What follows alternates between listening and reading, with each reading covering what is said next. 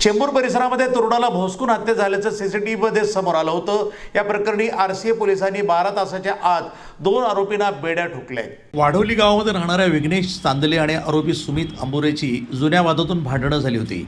दिनांक 10 तारखेला रात्री सुमितनं विघ्नेशला जरीमरी मंदिराजवळ बोलवलं, तेव्हा त्यानं सोबत अट्टल गुन्हेगार ओंकार मोरेला त्याची हत्या करण्याच्या उद्देशानं आणलं। ओंकारनं यावेळी विघ्नेश आणि त्याचा भाऊ प्रथमेशवर चाकून हल्ला केला। यामध्ये विघ्नेशचा मृत्यू झाला।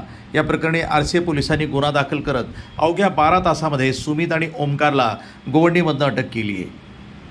आरसीए पोलीस स्टेशनच्या हद्दीमध्ये जरीमरी मंदिर आहे वडवली गावामध्ये।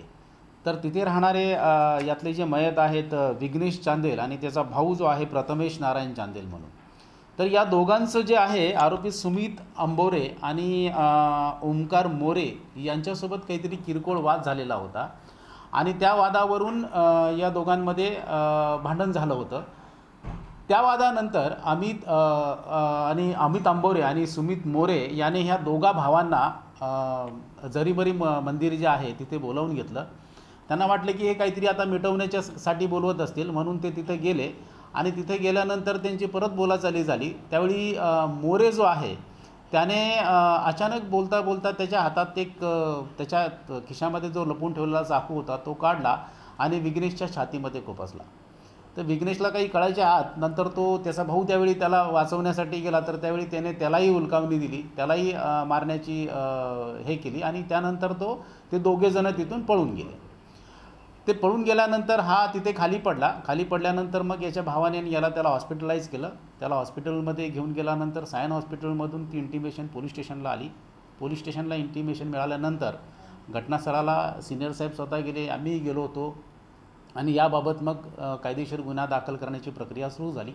मात्र दोन्ही आरोपीने तिथे त्यांचे कोणतेही मोबाईल त्यांच्यासोबत नेलेले नव्हते किंवा कोणतेही पुरावे, फक्त घटनास्थळावर आपल्याला त्याने वापरलेला चाकू मिळालेला होता जो त्याने तिथेच टाकून दिलेला होता।